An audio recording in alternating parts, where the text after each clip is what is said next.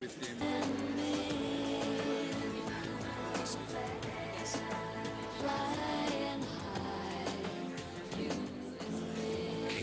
Airlines. Fly the good times. No, you should be inside this.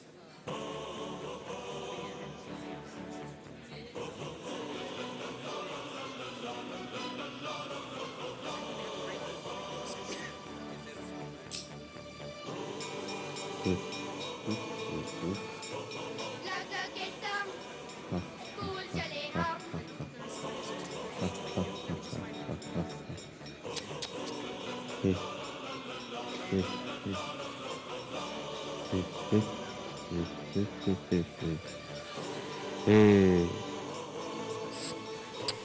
लगा के सम school चले हम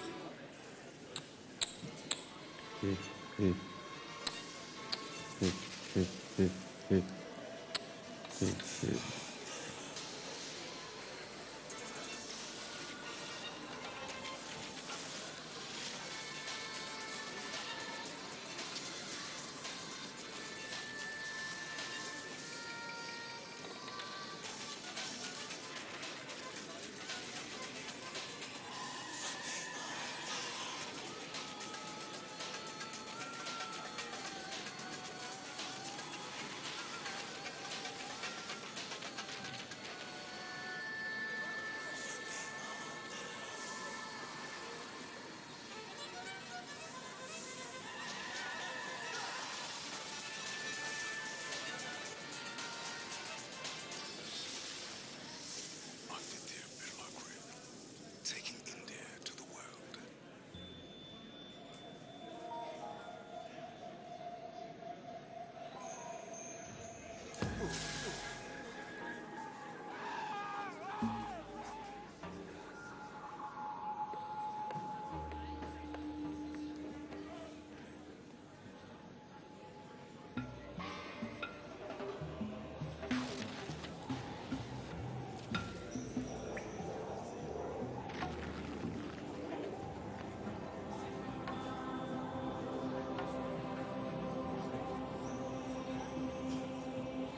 Stop living on your knees. Stand up and become a citizen journalist.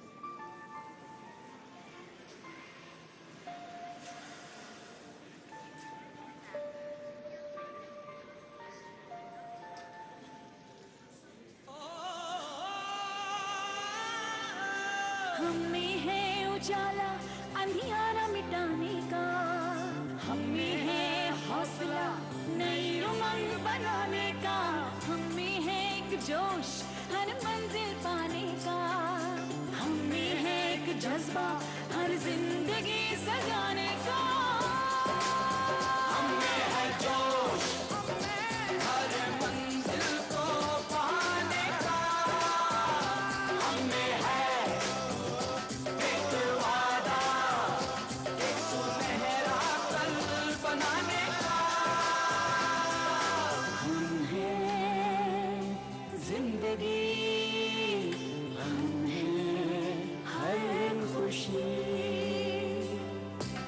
हम हैं वो रोशनी जो बनाए आपका भविष्य और उज्जवल। हम हैं ONGC। कुलभूषण हम आखिरी बार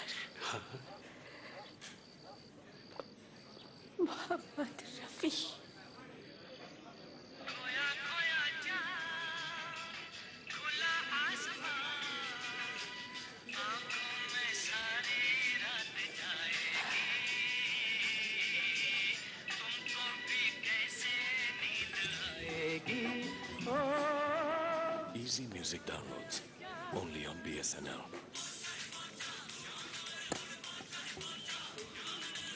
हाँ बोलिए। पांडू फोन क्यों उठाया यार?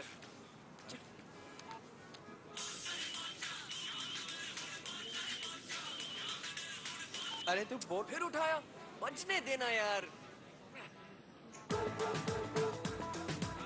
आप अपने कॉलर्स को सुनाइए मनपसंद BSNL ट्यून्स।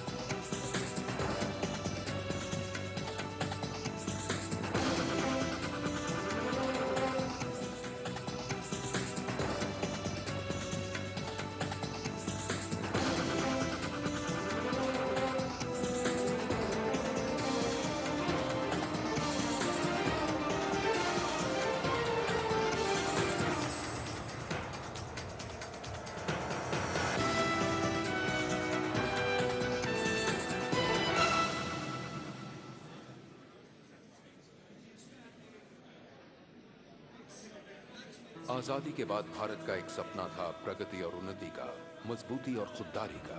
वो सपना सच हुआ 3 फरवरी 1959 को सेल के प्राउड किला के ब्लास्ट फर्नेस के उत्पादन के साथ। उत्पादन के 50वें साल में आज सेल स्टील बनता है राउरकेला, भिलाई, बोकारो, दुर्गापुर और बर्नपुर के 5 विशाल इस्पात कारखानों और अन्य इकाइयों में।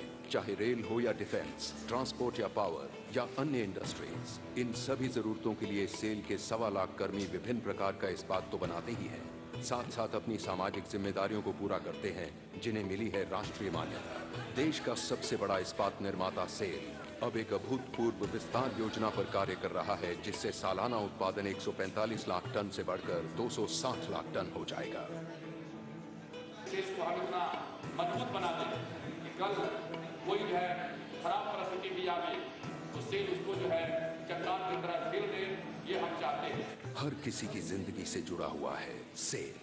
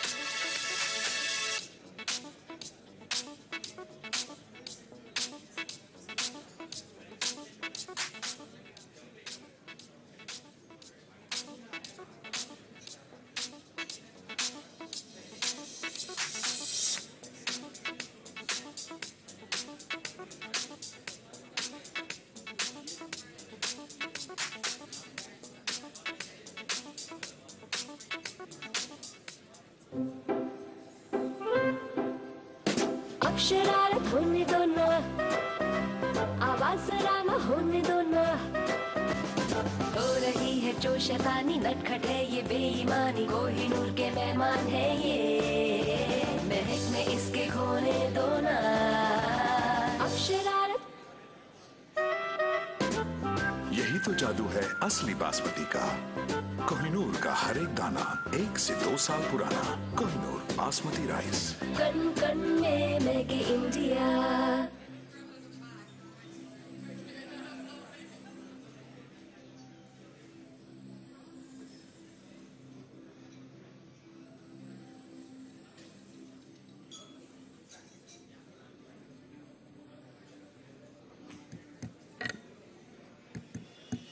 Ladies and gentlemen, may I request you to please move back to Darbar Hall.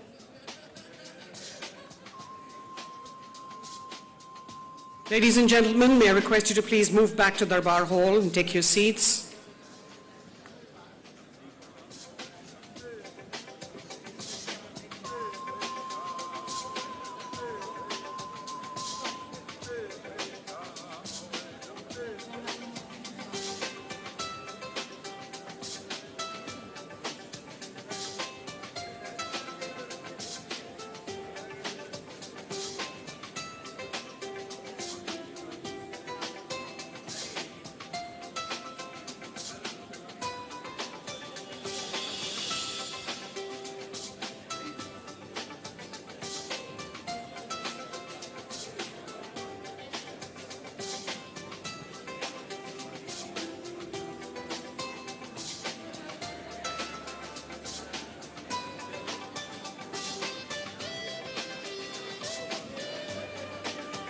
Ladies and gentlemen, kindly move back to Darbar Hall. We'd like to start our sessions and end them on time. May I request you to please cooperate and move back to your seats.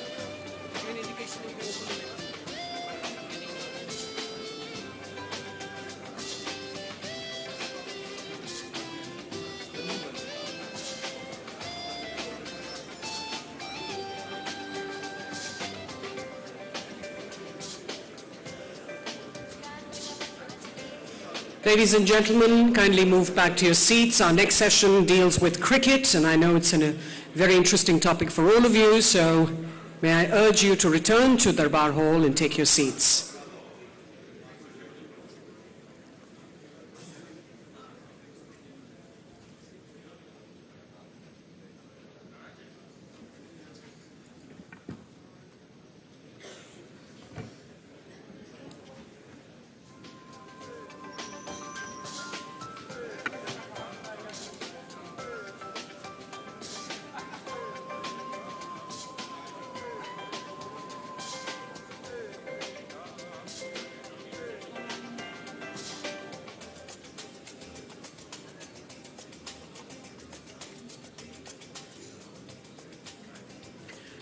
A reminder to please keep your mobile phones switched off or in the silent mode.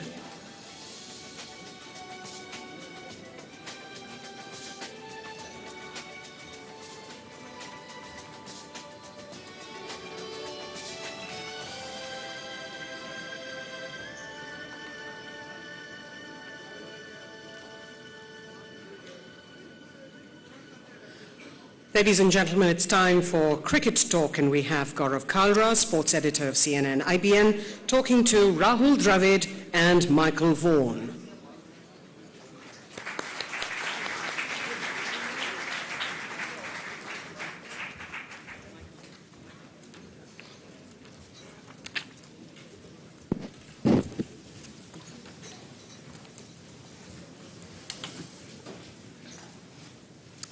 Well, welcome all. I don't think I have to spend too much time in introducing the two panelists today. Michael Vaughan on my right, one of perhaps the most attractive batsmen in the world, but he'll possibly be famously remembered for that 2005 Ashes win. What is this, 18 years since you'd beaten Australia? And that's right, 18 years, yeah. Yes, captain of that team. So Michael Vaughan is here. And Rahul Dravid, I don't think I need to spend more than 10 seconds introducing him, but I will in any case. More than 10,000 runs in both forms of the game, and truly a legend of the modern times, and if I may say so, a hero of mine as well. Rahul Dravid, very lucky to have you here. And of course, both these gentlemen, former captains of their teams, not till what, 6 months ago, you were captain of England? About 3 months ago. Till 3 months ago, and Rahul Dravid, it's just been a year or so, we seem to have forgotten, but you were captain as well, a year or so ago. It's been a long time though. It seems like a long time in Indian cricket.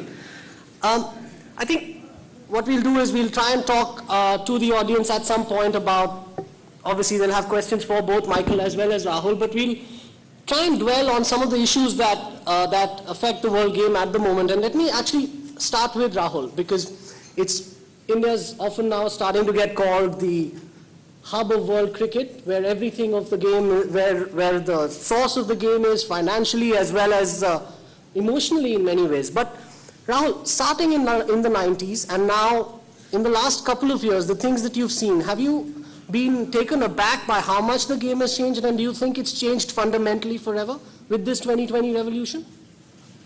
Yes, I have. I think the sort of change that I've seen in the game over the last year and a half, I think the choices in the game have changed over the last year and a half. The game itself, I don't think it's changed a lot. I think it's still bat and ball game. It's, I don't think there's been too much change in the way the game has actually been played. But just I think with the advent of 2020 cricket, with the IPL, with different leagues, with more opportunities for young players, more decisions to make, I think, for a lot of players, for a lot of boards, for a lot of people connected with the game. It's all happened very quickly over the last year and a half. It's a very exciting time. I think it's a really exciting time, and you can see that the game is changing. The way the game is perceived by the public, I think, has probably changed a lot over the last year and a half, and that's changing very rapidly and very quickly. So it's an exciting time, but also a time I think that we need to be aware of and ensure that we're on top of it. Okay. The reason why we ask this to you from a player's point of view is you don't get that sitting on the outside. Is that when you started the game, there were a lot of legends of Indian cricket who were leaving the game or stepping out of the game. Now you see this younger crop of cricketers coming in.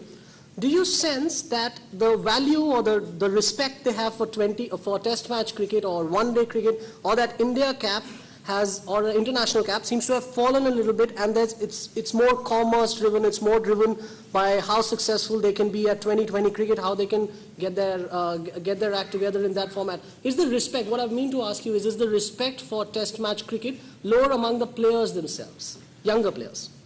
Not as yet. I don't feel that as yet. I mean, I think what we're seeing with the sort of the growth of the 2020 game, it's really it's just been a year and a half since that's happened.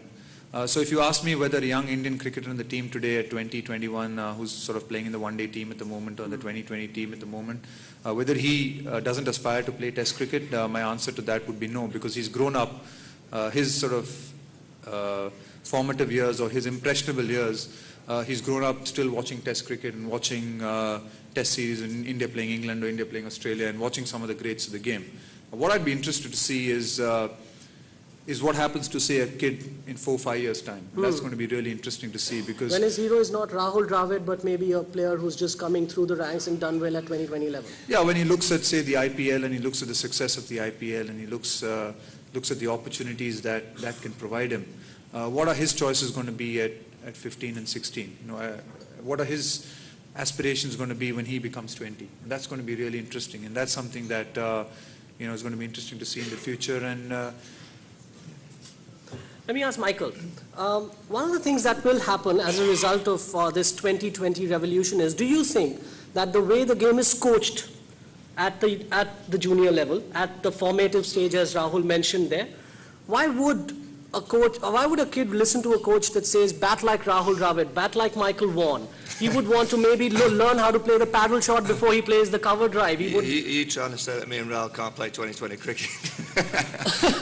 Well, I'm not trying to say that, but I'm trying to tell you that there might be a culture of 2020 cricket which might overtake the game. And do you fear that at the coaching level you might forget the art of maybe building an innings, things of that kind? I haven't seen it as yet in terms of the coaching, but I will tell you that I play for a county back home called Yorkshire, and last year was my first chance to play 2020 cricket for Yorkshire in our competition, and it was very evident from being around the younger players of 18 to 21 that they were very, very committed to 2020 cricket. More than they would be to the longer format? Yeah, they were still very keen on playing the longer format, and they still developed their skills to try and be part of the longer format. But I think if you asked them honestly, what skills would you rather be? Would you rather be a 7-hour batsman or someone that can clear the ropes and get a quick 30 or 40 in 30 minutes? It sounded evident to me that they were going to go down that road. So, as Rahul said earlier, that worries you? It does worry me, because I think it's a real important time for the administrators and the leaders of the game to ensure that Test cricket is saved. I think 2020 is a fantastic concept, and one that comes across on television as a very entertaining and exciting game. But we all agree that Test match cricket is the pinnacle and probably the hardest form of the game. But mixed in with both, there's certainly enough scope, obviously, in a year to have a great 2020 tournament, but also really still capture Test match cricket. And it was great to see the India versus Australia series be so competitive. Obviously, with two great teams fighting hard against each other. and obviously India beating Australia, that was also quite nice. Can I ask you a yes or no question, both of you? Do you fear for the health of Test cricket? I just think it might need to change. You know, it's the game that we all love, but it's stayed the same over many, many years, which can be a good thing, but I think it might need to be tweaked a little bit. In England, I'd like to see, like we're having one-day cricket, 2020 cricket, round-robin tournaments. I'd love to see India and Pakistan maybe come to England at the same time. And we'd play a round-robin. India would play Pakistan one week, we'd play Pakistan the next, we'd play India the week after. So it becomes more of a round-robin kind of tournament, so it doesn't just come and be a little bit sterile in terms of 5 test matches. I'd like to see a little bit more where other teams travel the world, and certainly India, test match cricket gets a lot of support, and I know that kind of concept would work very well. Rahul, worry about Test cricket? Maybe 10 years down the line, would it mean the same? I don't think there's a yes or no answer to that. It's it's dependent on the decisions that we take, how we cope with the new scheduling, you know, how we cope with the growing demand for the 2020 game, you know, and how we manage it. So I think the decisions that we take now will be, the results of that will be evident in 5 or 6 years' time. Okay, let's talk about the other thing that's happened in cricket. Michael, you've experienced this in England with the scrutiny that comes in from the media now. Obviously, in England, they have more to look at other than cricket. But have you felt that scrutiny's just grown to a point where it's starting to affect players mentally? Did it affect you, for instance, at all when you made your decision to quit as captain? Yeah, absolutely. My last 6 months as England captain became very, very difficult. That's one of the reasons that you know that it's time to move on and give someone else the opportunity. And that's I had 5.5 fantastic years as being England captain. I still to this day say it's the best job in English sport. But you do have a little bit of a shelf life. The media do play a big part. You know, I think it's part and parcel of a sportsman that you have to learn how to deal with it. I dealt with it very well for 5 years, but the last 6 months it just became too much. And there was also another, I felt the team just needed a new direction. It worked under me for 5 years, and I started to feel that some of the players were becoming very comfortable. So Kevin Peterson will be totally different to my style of leadership, and I think that's very important sometimes, that you have a change. Change can be good, certainly in terms of different approaches. And I gave an approach of my style for 5.5 years, and Kevin Peterson will be totally different. I believe that's exactly what the team needed. So it was the hardest job to make in terms of what I was giving away, but also the easiest job to make because mentally I knew that it was the right time to move on. In India, Rahul, there's a lot of scrutiny on cricketers. Of course there is. There's also a lot of interest in the game. It's the #1 game as far as both television and print and newspapers are concerned. And it obsesses us as a nation. And as players, you must have felt that a lot. Do you worry sometimes about this level of jingoism, the level of kind of national fervor that cricket generates, or do you sometimes want as cricketers for it just to remain a sport? Can it do that? Does it get into the players' minds? I think it comes, the two sides to the coin. I think we must recognize that, you know, I think the advantages of cricket being the #1 sport in the country, the fact that it's followed, the passion that it has in this country is really important, not only to Indian cricket, but I think to the world game. And I don't think we can do away with that. I think India has grown, the media has grown tenfold since I started in '96. I don't think that's going to change. And I think, you know, there are... Is that a good thing or a bad thing, having grown 10 years? It's got its plus and minuses. And I think you've got to just accept it and learn to deal with it. I think that's possibly the only way that I can think about it. You know, I think there are great advantages with having an aggressive media or having so much of interest in the game. I think, you know, when you look at some of the other sports in the country and they don't get the kind of column inches or they don't get the kind of hero worship that cricketers get, you know, I think, you know, you begin to then appreciate what cricket gets. Yes, you can look at the flip side of it and say that, you know, there is a lot of intense pressure, a lot of scrutiny, sometimes over the top, sometimes not necessarily just because of the cricket, sometimes necessarily because just the marketplace, just because the media is competing with each other, that sometimes, you know, you just being the #1 sport, sorry, probably deals with it. But I think the flip side, the plus side of it is probably much larger. My only concern is, and I think that, you know, what's really important is that how we teach some of our younger players to deal with these things. and how we teach and educate some of our younger players to cope with this particular situation that they find themselves in. Are we giving them enough guidance and help that they can deal with these situations that are going to exist and probably going to get bigger and bigger as time goes on?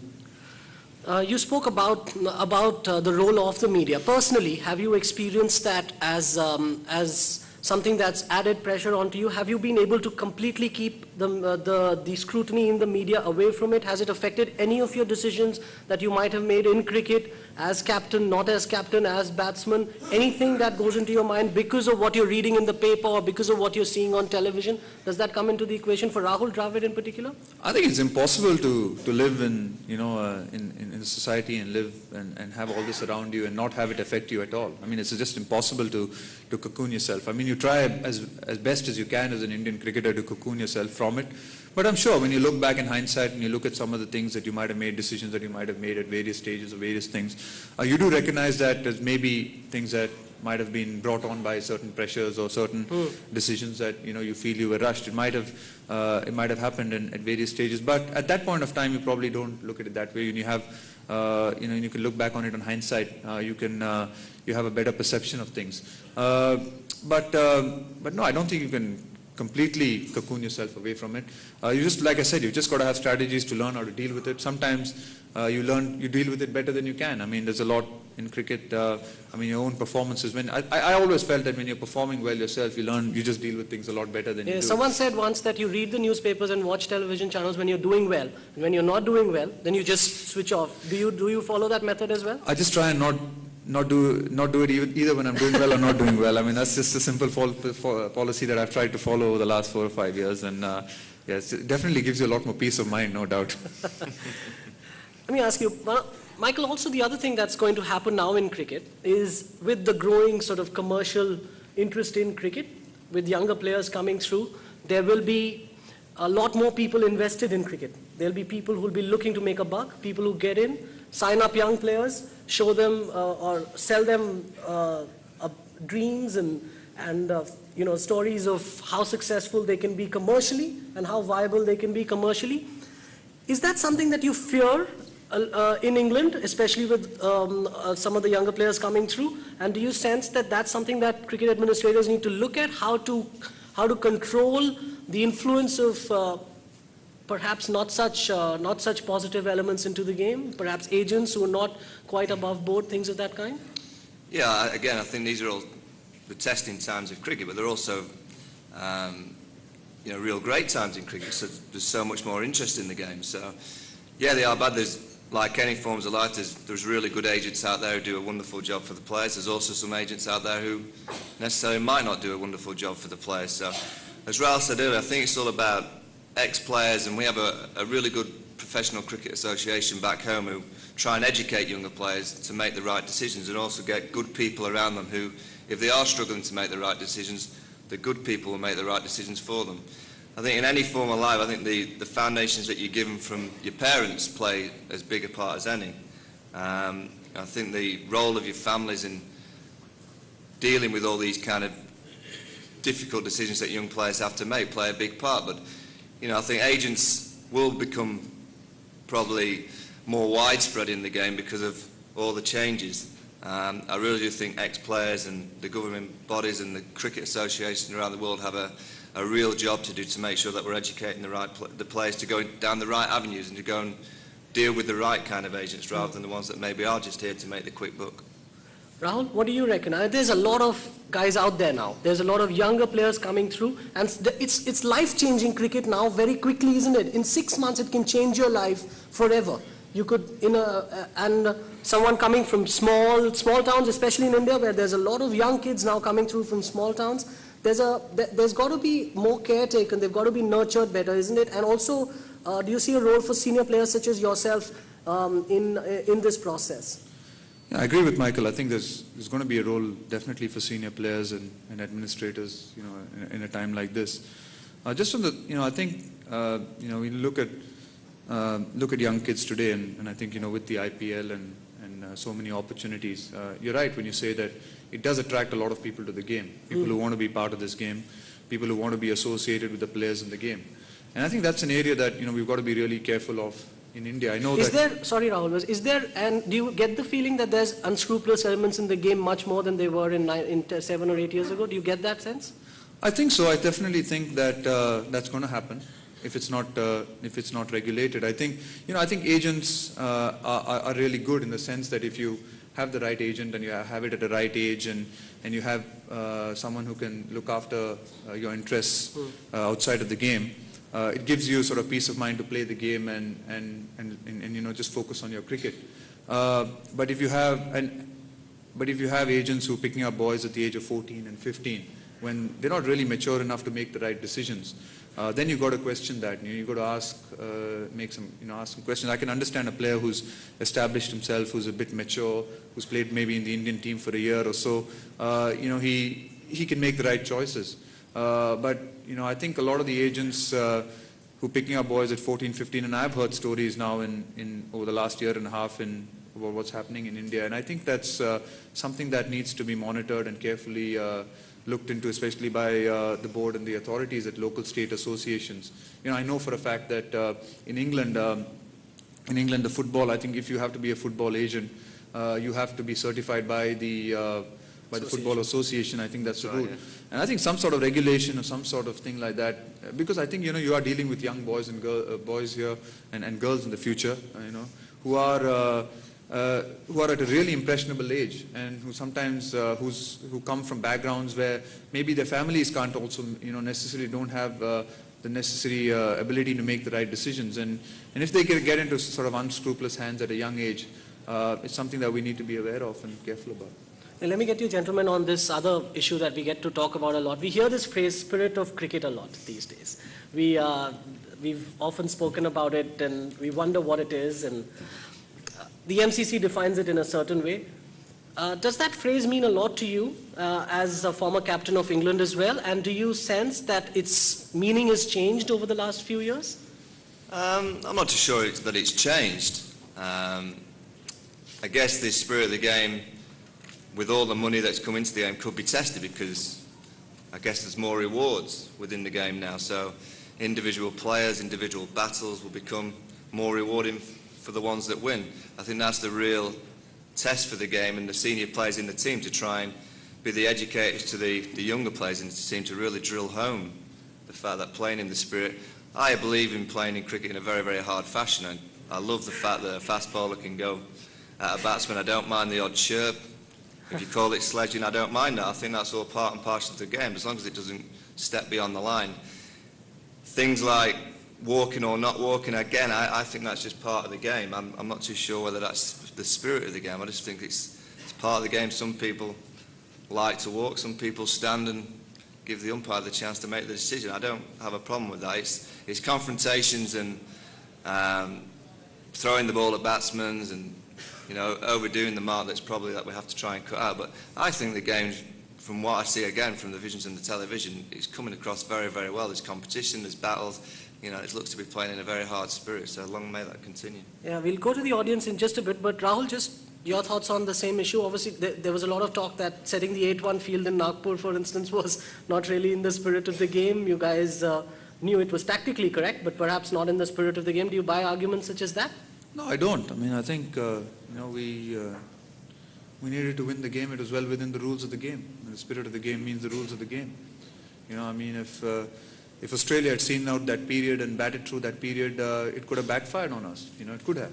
But we had the ability to bowl in that area. It takes a lot of skill. I mean, people must forget. I mean, you can put an 8-1 field, but it takes a lot of skill to be able to bowl in that area consistently, and still ask questions to the batsman. So, no, I don't think that was against the spirit of the game at any stage. I mean, I don't think that, to be honest with you, I just think that because there's so much of scrutiny today, there's a lot of media, there's a lot of television cameras right at your face. I don't think that the behavior of the players has sort of deteriorated over the last few years. I think if anything with match referees and things, actually I feel that the behavior of players and the way they play the game has probably improved. But just that there's so much more scrutiny and so many more questions asked. I mean, you go to a press conference at the end of the day. There's probably these many people there. No, you go to the press conference at the end of a day, and if there's been a small incident and if you've seen somebody talking to each other, which might have happened even in the 60s or the 70s, it might have happened, it's happened since I've been playing in 96, But if I went to a press conference in 1996, nobody would ask you a question about that small incident. They'd want to know about what happened in the match or who scored the 100. But if you went to a press conference, say after a small incident between, say, a couple of players, the captain or the guy at the press conference would be asked, what happened between those two players? What were they arguing about? So I just think that the focus is more on these incidents today. And while players have to be aware of that, I think it's something that's blown out of proportion a little bit. Okay, I'll go to the audience now. My final question to Michael Vaughan, it's an important one.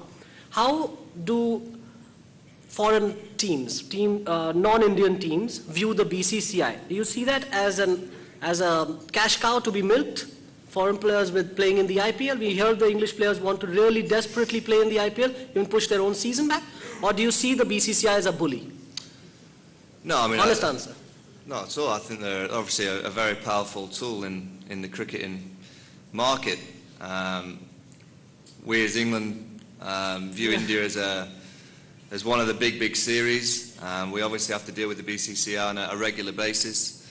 The IPL has caused a real change in the game, and it's been a real talking point back home for the year or so since it's taken place. All players now are desperate to try and get into the IPL. It looks an exciting concept. It looks a concept which could change your life. I'm not too sure whether we will get our season pushed back. I'm not sure that's going to take place. I'm sure the BCCI will be trying to force that issue, but I think our test matches in May are quite important, and I personally I hope that continues, because we play 7 test matches in the summer in England, and I hope that will carry on. Does Michael Vaughan think they're the good guys or the bad guys? The BCCI? They're the good guys. Okay. Okay, we'll get to the audience in just a minute. We just have one reader question to go to before that. We'll cue that up and we can hear that reader question. Not sure who that is for. Rahul, we can see it there.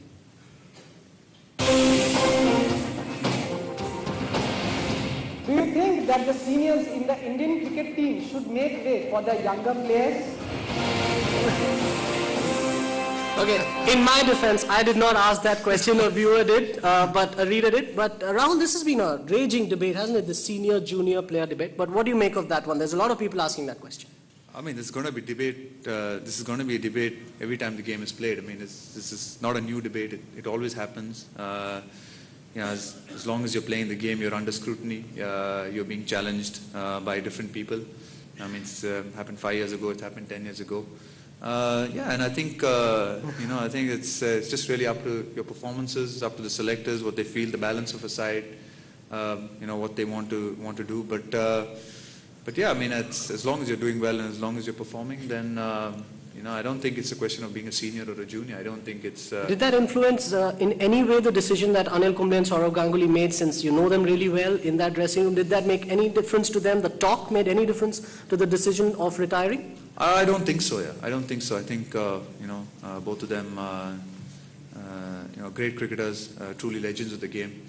And I think they decided on their own accord. I think, as cricketers, we're used to this. We're used to being questioned. We're used to the scrutiny. I mean, I've had this scrutiny since, since I've been 23 for India, since I've been 15, playing young cricket. I've been used to people selecting me, not selecting me. Selections are part and parcel of everything I do. So it's not anything new. It's not, people always ask me, oh, you must be getting, really hassled by all that's happening around you.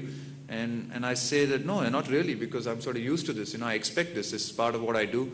It's part of what I do. And so I'm just sort of used to it and learn how to deal with it.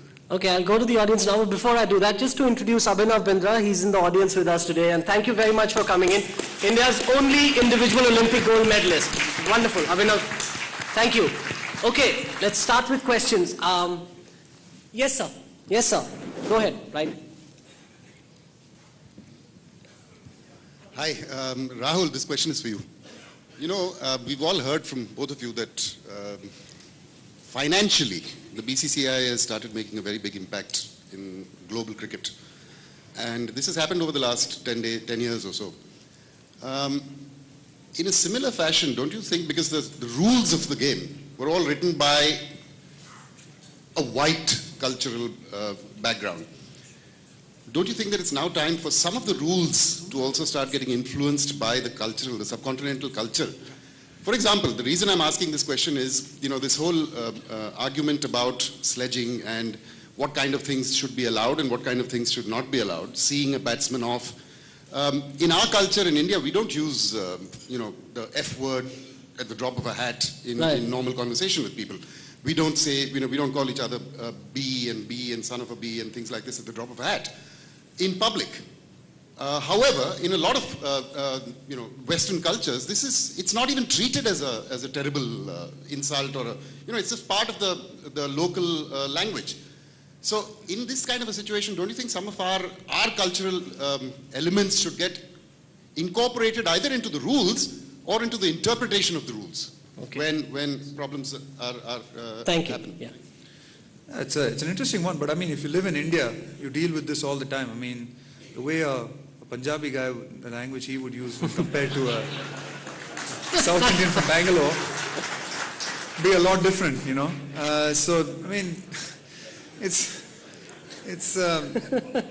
we have that all the time in our dressing room. So it's, yeah, the interpretation of the rules, I'm sure. I mean, see, firstly, there's no rules, there are no rules regarding things like this confrontation, or, I mean, they're evolving as we go along. And sure, I'm sure that, I'm sure the interpretation of these things will change with time, more incidents that do happen, and people start recognizing and understanding each other. I think it comes down to that. I think it comes down to respecting.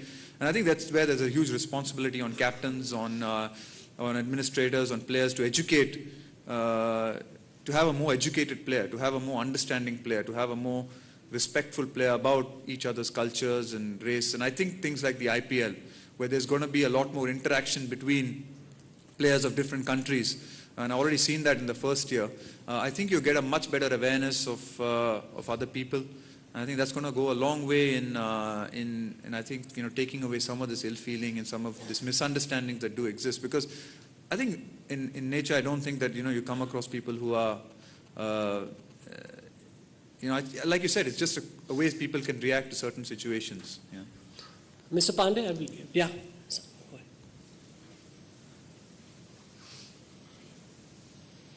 I am Piyush. When you guys do very well, you get all the calls from media. When you guys do very badly, I get all the calls from media. And they asked me one question, so I thought this is a good opportunity for you to answer it so they don't call me up. When you do badly, they say, you think it's because they're doing too many endorsements? I defend you all the time. You can defend yourself now. Go ahead, Rahul. Defend yourself. I think, firstly, people have got to realize, and I think sportsmen and cricketers in India know that better than anyone else. I think if you want to do endorsements and you want to enjoy the benefits that the game provides, you've got to do well in your sport. I think that's the bottom line. As soon as you stop doing well in your sport, and as soon as you stop scoring the runs or taking the wickets, all the endorsements and everything stops immediately. Players are more aware of that than anyone else.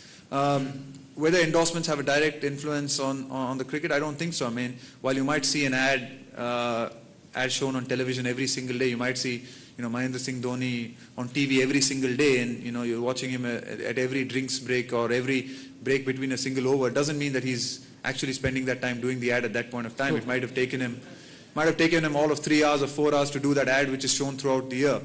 So I mean, players are aware of that. Players are aware that the commercial side and the benefits of the game are only there for the people who do well, and you can see that. You can see that on television. You can see that with people, in the advertising that happens. And players know that if they slip up in the game, they're the ones who are going to suffer from it. Okay, we've got to wrap this up very quickly. We've only got time for a couple more questions. Yes, sir. Go ahead first.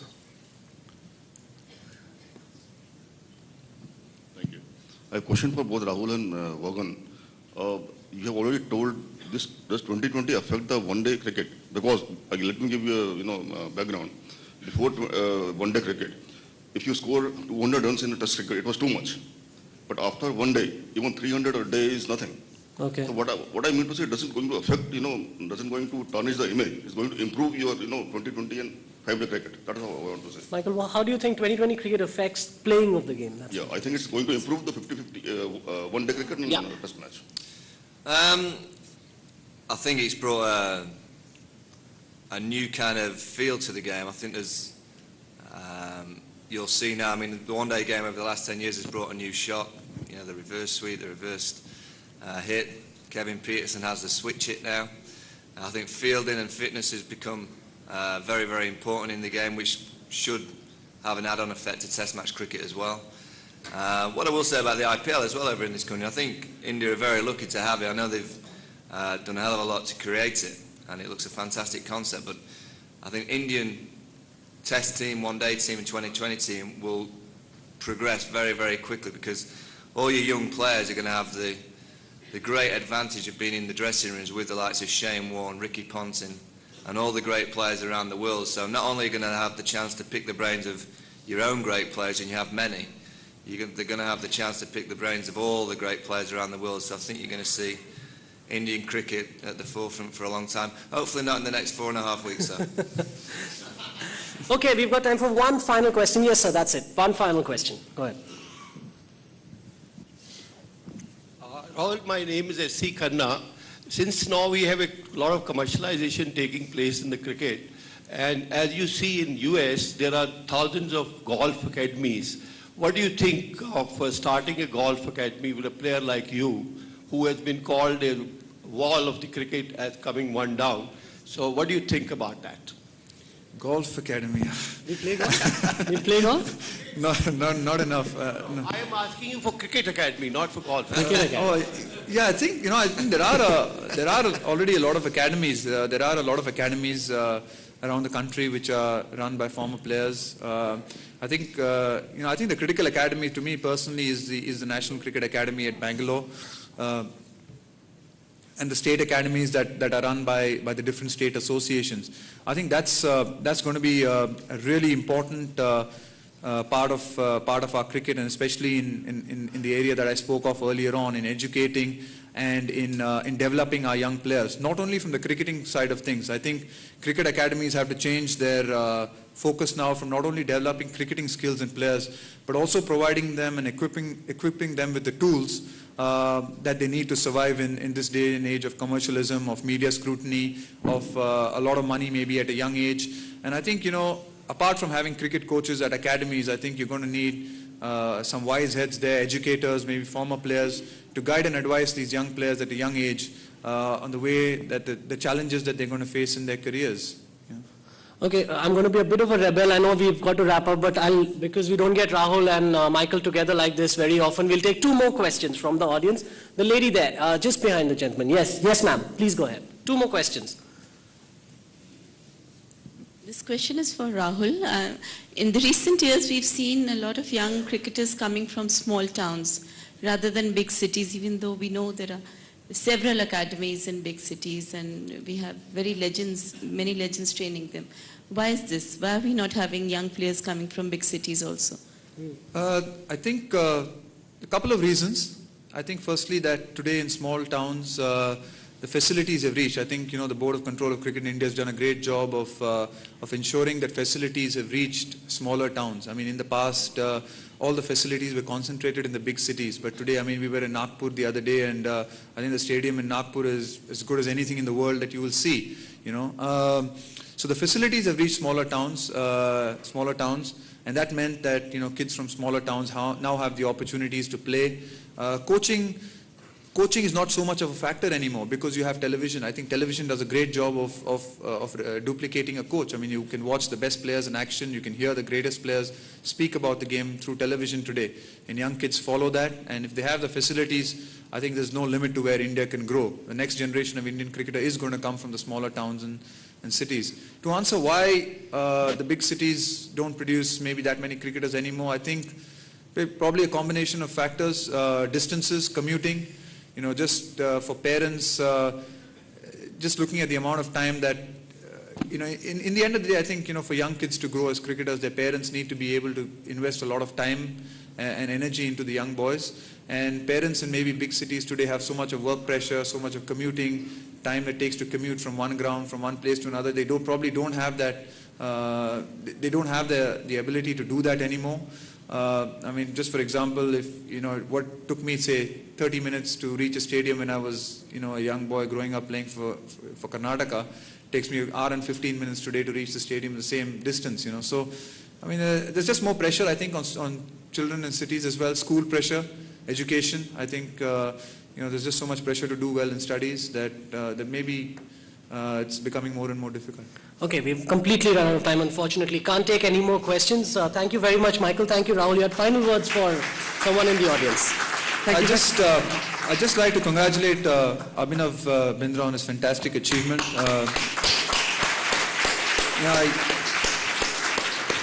Just watching that, for me was truly phenomenal. And what was more phenomenal than anything was in just today's day and age of so much of hype and jingoism and a show. His reaction to when he won that gold medal and the interviews that he's given after that, I think it's been truly phenomenal.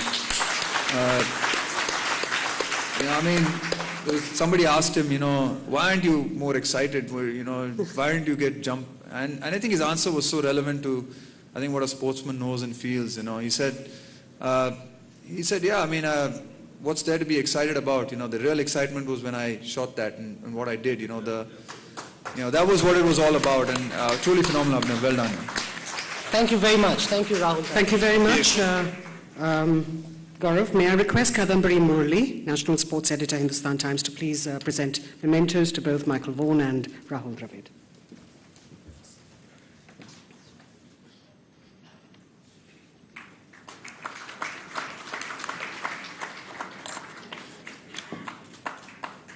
Thank you very much, ladies and gentlemen. Lunch awaits you in Shah Jahan. We will begin our next session on time, so please be back here on time.